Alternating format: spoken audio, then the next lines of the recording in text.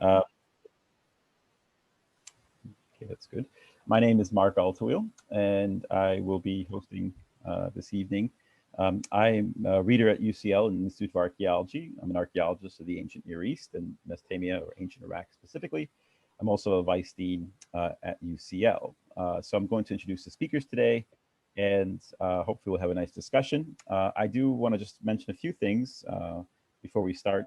If you have questions for any of the speakers, I think it'll be easier if you type the questions in the chat box, and I'll be happy to mention or read them out basically for our speaker to address. So I'll go ahead and introduce our first speaker, and then we'll go ahead and get started. So our first speaker is Dr. Rozhen Kamal Mohammed-Amin. She's an architect and an academic with an interdisciplinary background and research interest in the confluence of digital technology, architecture, and cultural heritage. She holds a BSc in architectural engineering from the University of Sulaimani in the Kurdistan region of Iraq, and a master's and PhD degrees in computational media design and environmental design from the University of Calgary in Canada. During her professional practice, she designed, co-designed, and supervised numerous architectural and urban planning projects at the State Organization of Tourism Ministry and Municipality and Tourism, and her own design studio. Since joining the Sulaimani Polytechnic University in 2016, she teaches and supervises undergraduates and graduate students at the City Planning Engineering Department. She founded and directed SPU's Research Center from 2016 to 2018. She's also the founding head of the Digital Cultural Heritage Research Group at her university, which is the first interdisciplinary research group of its kind in Iraq. In this role, she has developed, raised funds for, and directed several projects in collaboration with local and international partners. Dr. Rozhen, please take it away, and would like to hear your talk.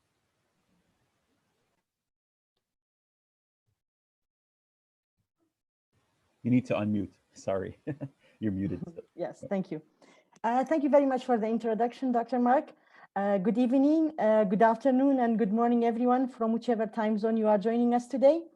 I would like to first thank the organizers from the Nahrain Network and the Chatham House, and especially Dr. Mehyar Khatem for all his hard work with putting this webinar series together, and also for his invitation.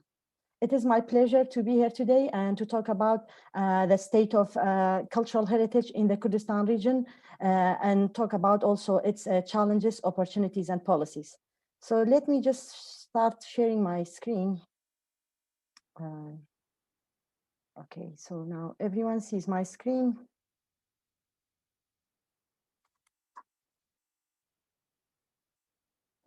So my screen is visible. Just can you? Okay, excellent, great, thank you.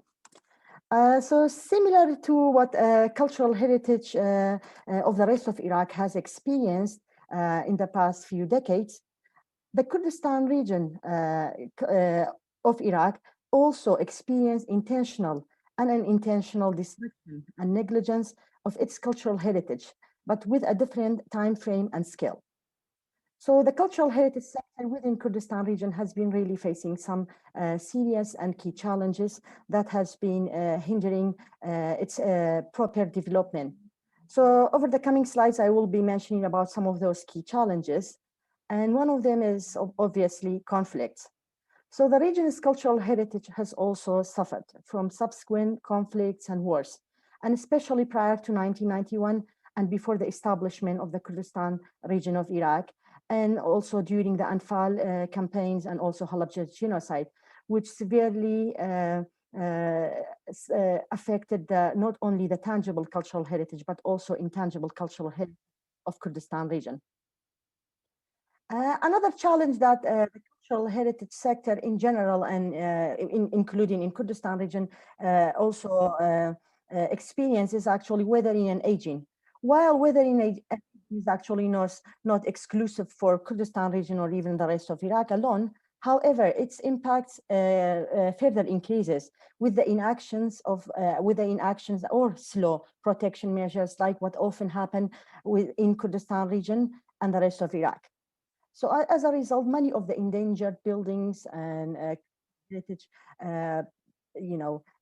icons and artifacts and legacies cannot endure or survive the lengthy and bureaucratic steps involved with protecting this irreplaceable tangible heritage.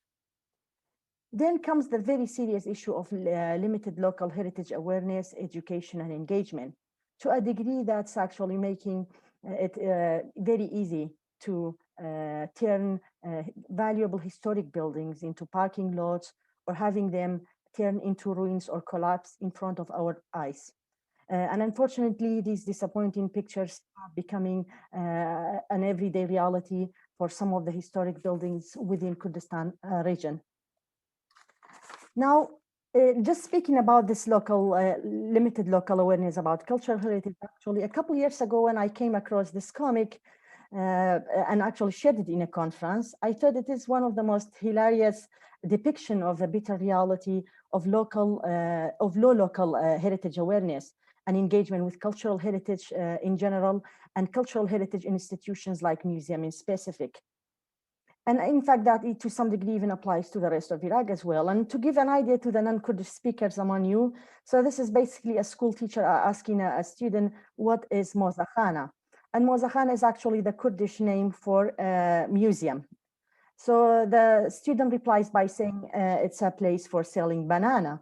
And of course, this is in a reference for the low awareness about what is museum. And this is happening because the word Mozakhana, which is, like I said, the Kurdish word for museum, is because the word is composed of two words, Moz and Khana.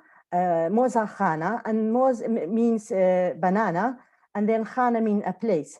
So, like I said, I thought this is kind of a hilarious way of depicting low local heritage awareness. Yet, actually, last year, and during a large field survey by my research group members and volunteers, which was like a large field survey that we carried out with over 700 locals in the public places of Sulaimani city. And this field survey was about Sulaimani Museum visiting. And what they found out, what now qualifies as an even more hilarious and disappointedly version of this comic that I just showed you. That's when they realized that actually Sulaimani Museum, which is the largest archaeology museum in Kurdistan region and the second largest in Iraq in terms of collection, was confused with Banzin Khana. Which means gas station in English. And that's, again, this is just for this, it's not just the similarity of the name, it actually also speaks for the little awareness about of some locals that they have about a very key building they have within their city. And in that very same survey, we found out that actually only 41% of the participants have been into Sulaimani Museum during any period of their life, like in any time of their life. And these were people like, the survey was filled by predominantly people aging from 18 to 34. Now, answers to a subsequent question actually revealed to us that even a lower percentage of that actually had any idea which building we are referring to. So we found out that only 33% could actually identify something, at least one thing that actually exists within Sulaimani Museum. The rest were referring to things that doesn't even exist in Sulaimani Museum, exist in other local museum or even other buildings within the city. That's just to give you an idea about, low local engagement in terms of, with a key building like a museum within a city that's the second largest museum in Iraq and the biggest in Kurdistan region. Unfortunately, the bitter reality of low museum attendance also appeared in the local museum statistics themselves. And as you can see from this is from this bar chart, this is just a comparison for just showing the annual visitor for 2017 actually, between just comparing two museums in UK, one in a big size and then another one in a smaller size, comparing it to Sulaimani Museum, which houses some of the world-class and actually very rare archaeological collections from early human settlement all the way to more recent periods of history. And as you can see, actually, I had to barely just draw myself the line. Just that's how the attendance for that museum is low by locals. And in fact, even that figure is actually predominantly like the people who are attending Sulaimani museums are school children, thanks to a school program that was developed by the museum in collaboration with an international partner, UNESCO at that time.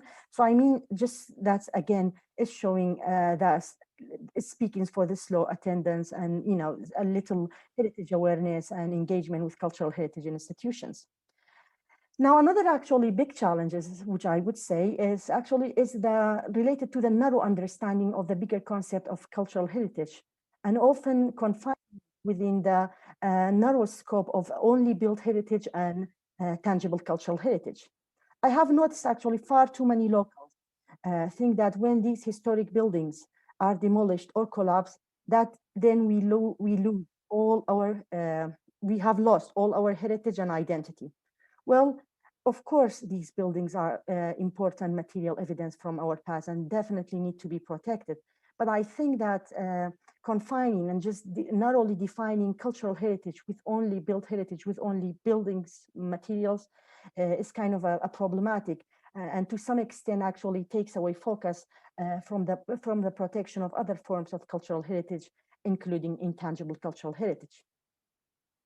Then comes the old museology practices, and then which makes our museums are more object-centered and actually less visitor-centered, and then combined with too many other administration, practical and logistical problem related to management and operation of these local museums. Another big challenge is actually related to a lack of reliable and dedicated budget for these museums, which have been really hindering any efforts from the museums and from the local museum actually to modernize. And in one hand they are underfunded by regional government, and on the other hand they have also these institutional challenges that doesn't allow them to generate their own revenue and also use it directly. So I will be mentioning that in the next slide.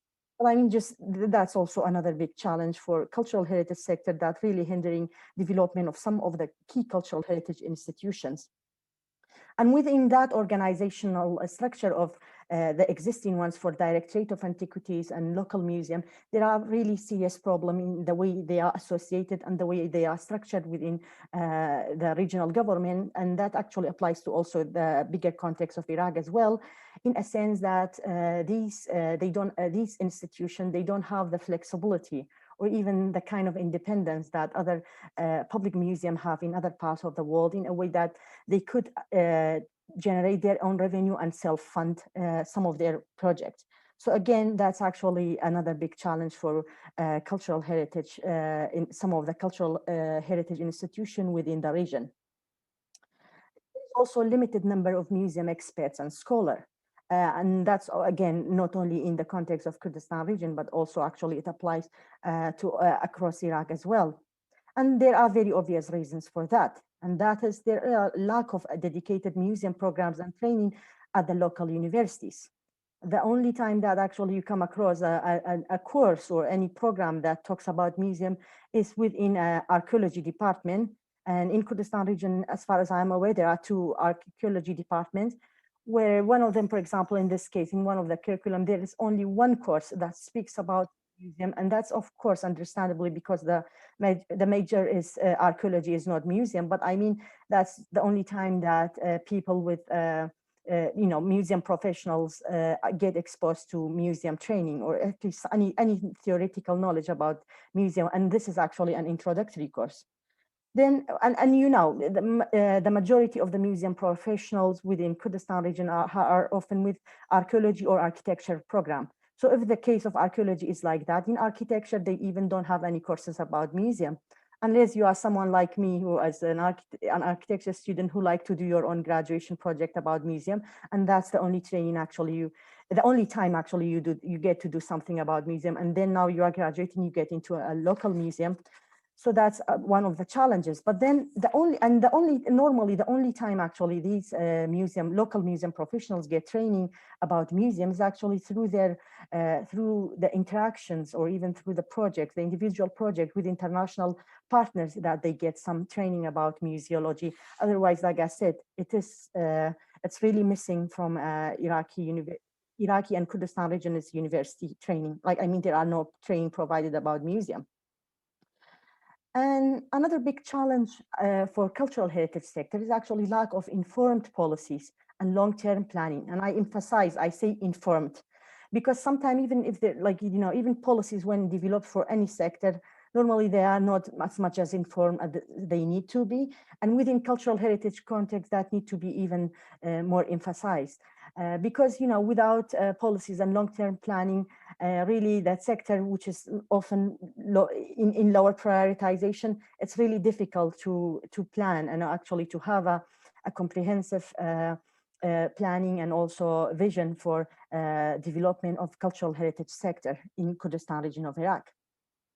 And the low prioritization of cultural heritage also appears in decisions about new development and construction. And this is actually often cultural heritage often loses the case for new development and construction projects. And the latest headline actually on that is one of an example of how local cultural heritage is more disadvantaged in comparison to the new development. And of course, this low prioritization relates back to some of the other challenges that I just mentioned about in terms of little heritage awareness, organizational structure, and all these other challenges. Creating this vicious cycle for challenges of cultural heritage in Kurdistan region, making it a kind of, to some extent, sometimes a stubborn actually vicious cycle that actually need to be broken for sustainable development of cultural heritage sector in Kurdistan region. Now, is there any silver lining for all of this? Are there any opportunities? Yes, there has been, and there are still good opportunities for that sector. And one of them is actually related to cultural tourism and economy. So the economic crisis experienced by the region has helped cultural heritage in some way, in a sense that it has been encouraging local authorities and decision makers to think, or at least start to think, about diversifying economy and developing tourism, including cultural tourism, as a source for revenue has been one of the topics that has been discussed within the region and including by decision makers. And of course, this is helping in a long term for sustainable development of the sector. And then the inscription of Erbil Citadel as a UNESCO World Heritage Site in 2014, and the recent designation of the city of Sulaimani as a UNESCO Creative City in Literature, which are actually opening new doors and opportunities for cultural heritage in Kurdistan region. And that's not only in terms of internationalization, but also locally in terms of the opportunities, the connection, the collaboration they are actually promising, and also the new sources of funding they are attracting. And a new development, and actually a good development, an opportunity that has recently emerged again, is the recent attempts for drafting an archaeology and heritage management law in the Kurdistan region, which localizes Iraq's federal heritage law. And that has been a response for the really demands for, for heritage, informed heritage laws that are actually helping the cultural heritage sector development and also promotion. And other good opportunities have been coming from the international support, funds and collaboration from different countries and organizations. So for example, our Nahrain network, funded by AHRC's GCRF, has been funding and supporting projects and scholars across Iraq, including in Kurdistan region of Iraq. So, and other examples include the Central Zakros project led by a team from University of Reading, the Erbil Plain Archaeological Survey from Harvard University, and another archaeology project in Duhok led by an Italian team, and many other archaeological projects across the region have been really contributing to the discovery of new knowledge not only about local cultural heritage, but also about humanity's history. And these new findings and, the knowledge in itself, and also these evidence are really of great importance, not only for local cultural heritage, but also for international community as well, and professional and scholars as well. And these projects also have been really helping and supporting cultural heritage sector in Kurdistan region through capacity building and also other ways. So, and some of these international funds are actually going out of the archaeological science and moving more to the community. And some of these funds and teams have contributed to modernization of new and also addition of new engaging spaces in local museums. So for example, the archaeological practice and heritage protection project led by a team from University of Glasgow, an organization based in UK called Inherit, have resulted in developing and opening the first ever kids space in a local museum in the Kurdistan region of Iraq. This and other projects have greatly contributed to the modernization of museum spaces, and in Sulaimani Museum and also in Germian.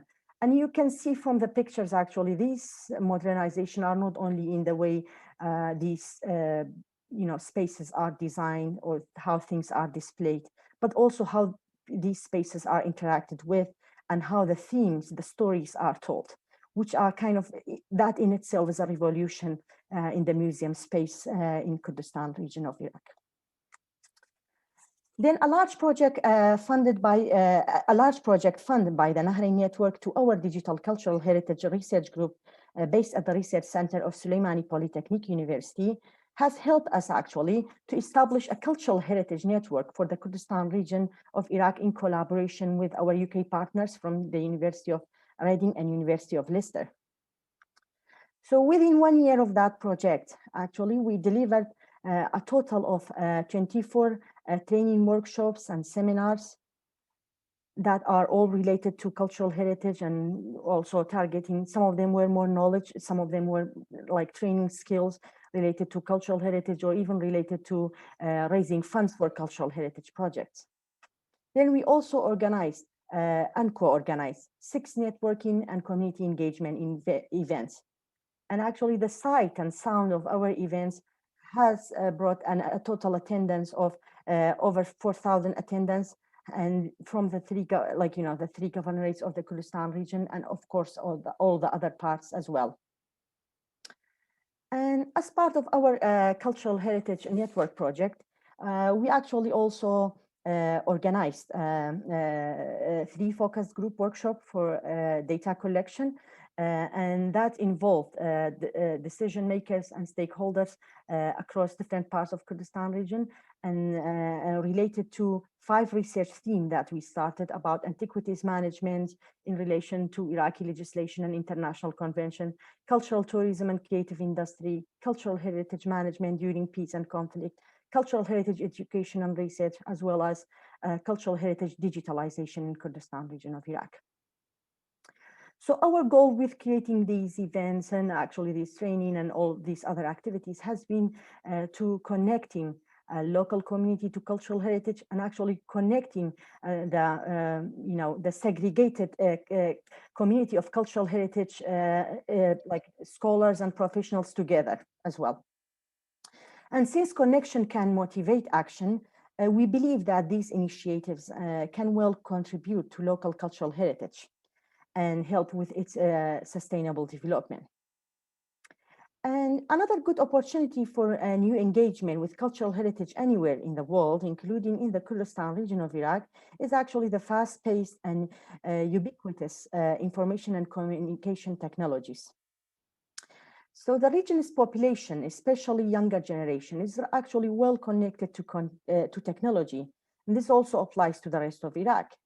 And as you can see from this report, this 2019 report about Iraq, there is a really high number of mobile subscription in Iraq, and near half of that actually connected to internet and social media. And that's talking about mobile internet. So there are also these other people who are connected to Wi-Fi that are not, connected via Wi-Fi, but who are not included in this number. But I mean, and for a region that nearly half of its population is below 20 years old, we believe that connecting to cultural heritage through digital technologies actually present new opportunities and engagement. And that's why realizing about this potential for the last 2 years and within our Nahrain collaboration and other collaboration we have had with local and international partners, our group has undertaken and got involved with several digital cultural heritage projects and activities. And we are already really seeing big potential. So some of these projects, we actually, pilots of this project, we showcased it in some of our events, but the majority are actually still underway. Because of time, I won't be able to get it into more details about our project, and this is not the focus of today's webinar, but just to give you an idea, we are continuing with these things. And as I mentioned just about these opportunities. So at the beginning of the webinar, I talked about these different challenges and then about the opportunities.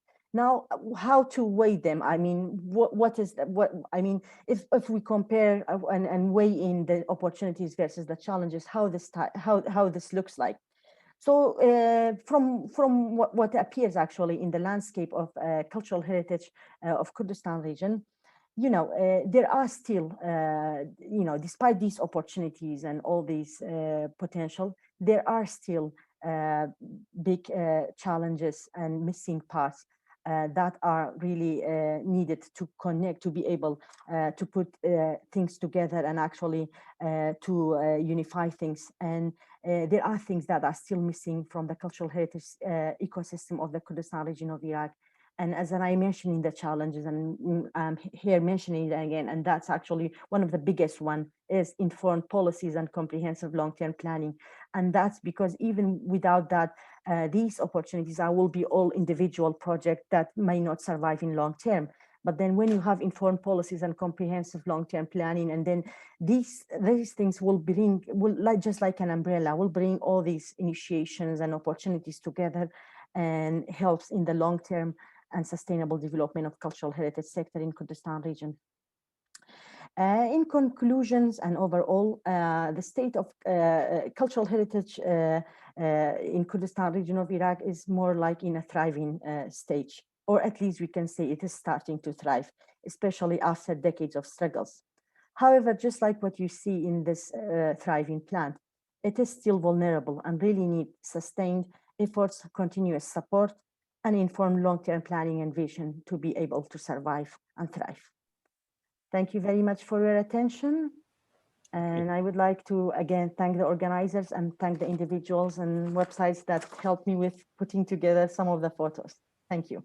Thank you, Rozhen. It's very, very, very great presentation and very clear. Thank you so much for that. There were a few questions that came in. One of the questions is that in Sulaimani, I noticed from my own experience going there, the museum's often closed on holidays. And this is a problem, of course, because if people are off, not working, but the museum itself is closed, how are we supposed to promote heritage when you have this issue where the museum, of course, is often closed on times and dates that people actually can, have free, essentially, to go visit the museum? Yes. So how do we address this, basically? Actually, you see, I briefly touched on that. I didn't specifically mention that hours, but I mentioned about administrative challenges. And actually, that ties back to the organizational structure. When you have a museum, like in an organization structure that's listed as like any other government department, then you end up with hours that look like government working hours. And to be fair, Sulaimani Museum has been trying to address some of that challenges by trying to open in extended hours sometime during the holiday. But this is just like has been more like a pilot, a few days, not in a regular base that you have it forever, basically. No, still, like I said, this ties back to the organizational structure problem, because, like I said, museums are operating like any government department, and so their opening hours is exactly the same opening hours as you have in any government department. Okay. And And kind of, that's why I have been, and there are lots of actually museum people themselves are also calling for different ways of organizing, structuring of museums and things like that. And, because that will help them not only with generating revenue and also using it, but also on how they operate and even hire people and, people working. And of course, one untapped area of thing that could be helping with museum, operation, extending museum operation time is actually using volunteers. In Canada, for example, many of the museums are actually supported by volunteers who can help. But then when you open that, then if you go to the museum directors, they really have some serious concern about security issues and, people's background. In fact, I had a slide for the length. I cut it off. The gate of the interior gate of Sulaimani Museum is still a case, basically, like you are entering a case. So when I asked the museum director about why it's like that, he mentioned about too many practical reasons and security things that made me, oh yeah, no, you're absolutely right. So please keep it. yeah, it's important. Good. And related to this, are there any suggestions or action plans to sort of increase citizens' awareness in supporting and preserving cultural heritage? You talked about laws, for instance, about that improving laws to make protection of cultural heritage important, but also awareness is obviously a critical thing. Particularly, I've noticed this myself. Farmers oftentimes sort of will excavate an archaeological site and not report it to the antiquities authorities. So how do we improve awareness in this area? Yeah, thank you very much. That's a very good question, actually. You see, one of the things, there is even theoretical discussion about it. The more people understand about their cultural heritage, the more they want to protect it. So there is a really big, and the more they value it, and the more they want to learn about it. So the more people understand and know about their cultural heritage, the better you can protect cultural heritage.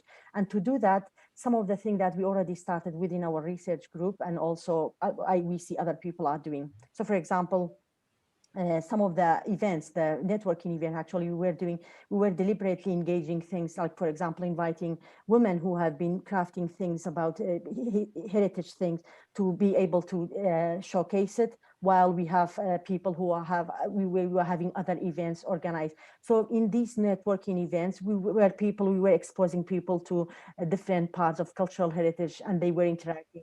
And also through some of our digital cultural heritage project, we were also revealing history in very interesting and engaging way. Just one of the projects that we had was actually, if you scan one of those archival photos from historical figures, they were starting to tell you stories from past. So this was one of the engaging way. And another thing, actually, we had a simple wall where we were saying, can you share one of your memory with Sulaimani? And we noticed that how many people were engaged and how many interesting stories came out. So again, and then also within our actually seminars. So one of them was delivered by Professor Roger Matthews and Dr. Wendy Matthews and Dr. Amy. And what we found out, they were talking about the excavation and the things that they have been finding in Best Ansur and the stories that are coming out. And we were surprised by how many locals didn't have any clue about the value of Best Ansur and what are even they are doing. So I mean, those are interesting ways you can do through participation and community engagement that you could, with cultural heritage, you could do a lot. Just to follow up, I mean, that's great with these efforts. I'm wondering if there needs to be also a strategy that sort of addresses all the demographics. So for instance, like Absolutely. young people, but also older people as well. And they might have different ways in which you communicate with them. Absolutely. You see, and that's why I have been emphasizing, even in the challenges and even at the end of the opportunities, going back to that informed policies and strategies and visions, because without that, these would be individual isolated efforts. You could improve something, but you cannot really guarantee their sustainability. And that's why you really need a long-term planning for that, for sure. Okay, great. Thank you so much, Rozhen. Very well. Thank you. I don't see any other follow-up questions. So I think I'm going to move on to the second speaker, Dr. Salahaddin Yasin Baper. And just to introduce our speaker, he is the head of the architecture department, College of Engineering at University of Salahaddin in Erbil, in the Kurdistan region, in the Kurdish region of Iraq. He obtained his BSc in architecture from the University of Technology in Baghdad with honors. He continued his MSc in architectural technology at the University of Technology in Iraq. in Baghdad, and then he earned his PhD in theory of architecture in School of Housing, Building and Planning at UCM Malaysia. He works as a consultant architect and designed several important projects in Erbil itself, such as the supplementary buildings in the Erbil International Airport and Sami Abdurrahman Park. Dr. Salahaddin, please take it away. Thank you. Oh, you need to be unmuted. Sorry. you need to be unmuted. Yes. Sir. Okay, thank you very much, Mark. If the screen is sharing, you can see my screen? Yes, it's good. Okay, great. So let's start. This is, if you see this photo, you see that this is part of my city, which is the oldest settlement in the world. This is Erbil city. Today, we will speak about one of my last articles which have been published regarding the role of heritage buildings in constructing the continuity of architecture identity in Erbil city. So, starting from this point, you see that this building, you will find that there's a continuity between the original citadel of the city and the down layers of the city, which is the continuity of. But let's take a tour about all the commercial building right now in the city and to see what's going on. So, normally in architecture, everyone knows that we have identity in two directions, which is preservation and destructions. The first refers to the stabilization forces, as we call it, continuity, whereas the second, discontinuity, is related to the changing force. So the aim of this presentation can be gathered in 2 points. The study was to measure the degree of continuity in commercial building design in Erbil city, and then to study the influence of heritage buildings in constructing the continuity of architecture identity in Erbil city. So, if you take a look about this photo, this is at the city center of the Erbil city. You will see the citadel, as I'm pointing by my mouse right now, and there is a very huge project. So there is, we can say, stabilization force, which related to the citadel, versus changing force with the commercial towers which have been erected recently. So, as you see here, that we have such kind of forces. We can take a look about what is the continuity of the stabilization force, or what's the changing force that changing everything. So I think this photo is quite clear to give us both approaches, that we have continuity the down, and the backside you will see a huge building which can be called the changing force. Okay, this is a part of our study with explaining everything. So right now we will go directly to my case in Erbil city and concentrating on the commercial buildings inside my city. What's going on? Normally the architects and urban designers in developing countries trying to seize the issue of architecture identity to create a meaningful environment through 2 points.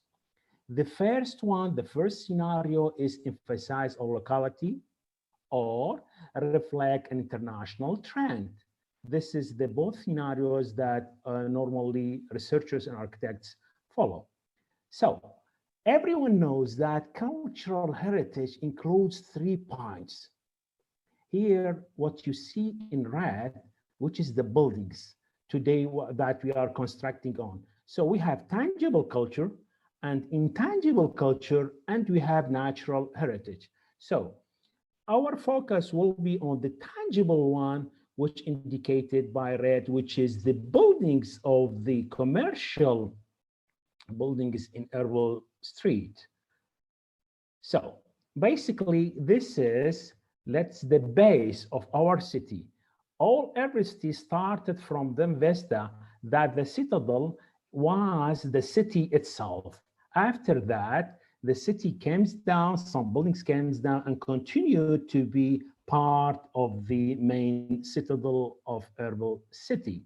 So if we take this photo right now, this is recently taken, you will see two sources, two directions, two forces. The original one, what we call the desire toward traditions. This is the original. At the back, there is the changing force. This normally happened everywhere in the world, but this is changing my city. So if we concentrating here in Erbil city, you will see that as a result of the free economy, rapid changes in commercial street buildings became a visible phenomena which merged between the desire for traditions, what we call the spirit of heritage, and the expression of new technology. This has led to a state of chaos of architecture appearance of commercial building and create various challenges in the architecture expression. It's interesting to note that in the last decades, architecture in Erbil city passed through rapid transformation due to the conflict tension between the desire towards globalization and conservation approach of the historical heritage. This is an example in my city that we have also the desire toward globalization. So we wanted to make a study between both issues to see what's going on. This is the new part of my city, and we can say clearly that very strong desire toward globalization. Even do not forget that Erbil city is one of the oldest settlements, not just in the area, maybe all around the world. So we make a study to collect all the commercial buildings in 10 streets inside Erbil. In each street, we collect more than 12 cases to study all these cases and see what's going on.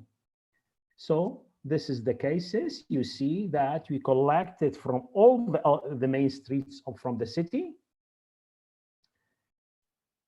Again, so here we are searching of something called continuity. The process of continuity in architecture related to the conservation approach, everyone knows that. This approach constrains the need to certify continuity by preserving existing signs. In the sequence formatting of identity relies to the idea of locality, it aims to blend the culture, the climate, and the lifestyle together and use these as base for the urban form. There is a lot of definition for the continuity in architecture. I'll skip all of them right now because no need. But let's make a study of what we found, which kind of factors affecting the continuity. We find that there's two studies maybe will benefit for us. The first one give us these factors. They classified in 4 directions: masses and articulation, openings, architecture details, and materials. While the second study concentrate on spatial organization, semantic organization, and all the other factors that mention building materials relation with the context. All these factors, if we just give a break to see how the city passed through, we have 4 categories or 4 periods in our city. We have a break that we thought traditional period, which is before 1930, and we have colonial period, which is 30 to 80. Then we have from 80 to 2003, liberation of Iraq from Saddam regime, and after that, advanced modernity period. So the city passed through rapid transformation all around. This is this view of our city center. You see that previously the city was the citadel, then expanded to be this zone, and then it's going on in the circles. And everyone knows that Erbil city have a lot of circles. The last one that just started applying is 150 meters square, which is the last ring around the city. So our study take a lot of variables to see what's going on. The first variable was the source of design of these buildings. The second one was the connectivity with architecture identity of the city. The third one was the design strategy of this building. The fourth one, concentrate on the type of change with the main source. Then, this is our game here, the variable process of continuity, how we can make the continuity with the original city. Then we have another variable, which is the policy achievement mechanism and connectivity with heritage through these variables. So the results indicate, we can see in terms of source of design that we found 42 cases, they are using modern approaches. We found 39 cases with mixed styles, but we found that historical variant from heritage only 26 cases, which in a percentage of 21.7. This gives us an indication what's going on, and we should be aware and give instruction to the municipality what's going on, what's they doing, what's the regulation of the building in this historical city. So we found results indicates in our study that only 10 cases, as an average of 8.33, have entire connectivity through one of the following measures: copying of the existing feature or from heritage, or using similar vernacular architecture details. Other parameters have been studied in detail. I don't want to explain everything, just wanted to show what's going on in order to see our conclusion at the end. Then we show the third parameter about the design strategies, how the designer used it. Cumulative results even indicated the most popular strategies is the using mix between both cases. And we see, let's just skip of this. This is the important part for us, process of continuity, how's going on. This is our fifth parameter. You see, this parameter includes following values: connectivity by connectivity of units, continuity by elements, regularity, continuity by mass heights, and continuity by facade finishing material, and finally continuity by repetition of elements. All these, you see the most popular value measuring this parameter that the study recorded only 33 cases as average of 27.5%. If we take a look here, you will see that the process of continuity, this is the type of continuity which have been done in 120 cases. We will find that we have 25 cases, they don't make any continuity, and other just take a part or a detail from the original source to be duplicated in the design of commercial buildings. This is the percentage of the process of continuity. The most concentrating was in 27% continuity by the units as originally one.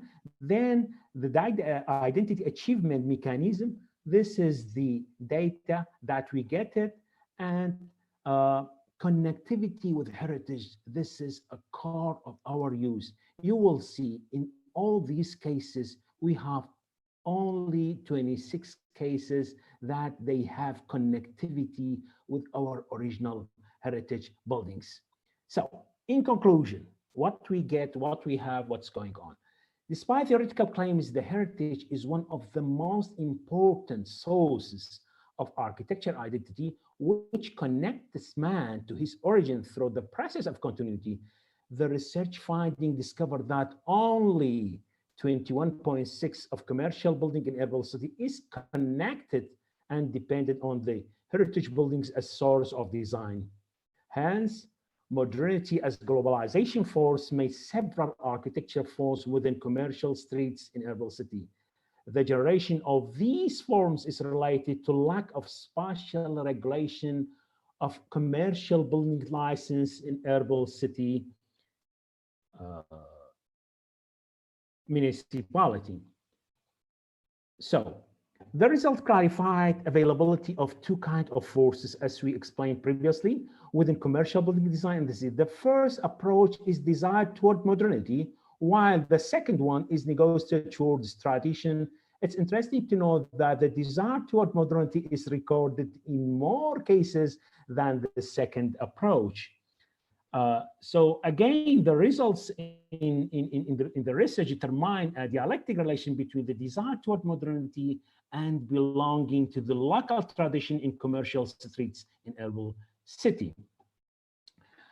Here, the finding of the study indicate that the heritage building visual elements and its architecture cues playing a tangible role in constructing architecture in the identity, especially in the buffer zone.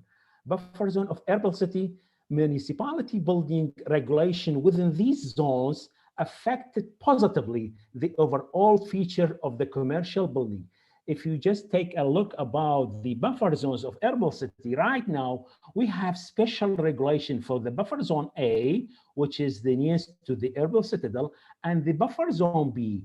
The building, even the commercial building in these two zones is more connected with our cultural heritage. So the continuity in architecture is related to the conservation approach. This approach constrains the need to clarify continuity by preserving existing sign in the sequence formation of identity relies on the idea of locality. It aims to bind the culture, the climate, and the lifestyles together.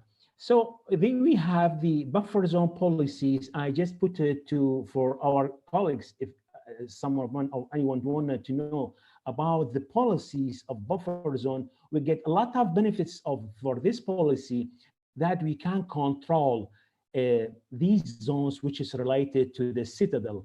I'm very happy and very proud to say that the municipality in Erbil city, once they applied these regulations, the city right now it will be more connected with the culture, and these policies will help us in the near future to to decide the city in two different zones. Maybe some zones we can give them the opportunity to use the modern approach, but in the close circles to the citadel, I would like to thank municipality once they put this regulation, which is related to the zones clear to citadel. Here, I should say, despite the Kurdish Authority huge undertaking, we believe that much work is still to be done to ensure the preservation of the surviving built fabric of the citadel as well as of the buffer zones, and that involving private investor in the process critical for the municipality. Thank you very much for listening to this short presentation. I'll be so happy if anyone have any question. Thank you very much. Mark, thank you. Thank you for UCL for sharing this webinar for us. Thank you for all participants. I'm waiting if there's any questions. Thank you, Dr. Salahaddin. There is a question that has come in. The question is, what is your role in these changes in urbanization process of Erbil? Do you sort of discuss with officials when there's lack of knowledge of the heritage, or how do you sort of integrate, I guess, the management of the city with your role effectively to sort of balance the ideas of heritage with the sort of economic needs? It seems like there's many forces going on, obviously. So how do you balance this? Yeah, actually, as you know, as we are in Department of Architecture, Salahaddin University, you have direct connection with the municipality, especially Ministry of Municipalities. And we have continuous seminars. We haven't started webinars yet with them, but we have continuous seminars. So in these seminars, normally we was discussing, there is regulation there, but the regulation for the building license, it's not quite clear. They give chance for example, someone, if he wanna to make his commercial building, there is regulation, but the regulation is related to the height, setback, other issues, which kind of material to be used. Hence, once we apply the buffer zone regulation, we get a lot of benefits because there they define the material to be used, the heights, the details, all these. If you take a look right now in the close circles to the citadel, you will see that there is a huge change between these buildings in the center, while if you go to the outside, which the different regulation from for sure in all the cities of the world, the same scenarios, you will see that the approach is going towards the modernization. No, thank you so much. I Thank just you. have a kind of related question. Do you find there's often a tension, I guess, I mean, it seems like maybe if there's a better way to sort of incorporate cultural heritage as part of the process, then perhaps there'll be less tension. So it's something on the mind of regulators from the beginning, rather than sort of as just another step. So that way they don't see it as a kind of hindrance, but rather as a benefit for building in Erbil or other places. Is there some way to balance any tensions in terms of cultural heritage practice and building regulations? Unfortunately, no, but we try to find, we are in direct contact with them, at least to making a lot of studies about this point. Right now, I think we have uh, with UCL, especially with making on cultural heritage on the rural areas, the identity of rural areas. I hope shortly we can cooperate with the, again, municipality or other sectors in the city to make more studies about these zones, these streets, these vistas. It's very, very hard to me to see some buildings which in terms of height is higher to the citadel, and that was being established, I think, in 1970, because lack of regulation, lack of the building license in that zones affected. So very hard to demolish these buildings. But if we put clear definitions for what we are trying to do in the in cooperation with municipality, I think we can control, and it's good chance for our young architect to participate with us to make such communities and to see how we can serve our city. Very good. Thank you so much, Dr. Welcome. Salahaddin. Is there any other further questions? Don't have any other questions coming in. So that looks like that is everyone. Okay.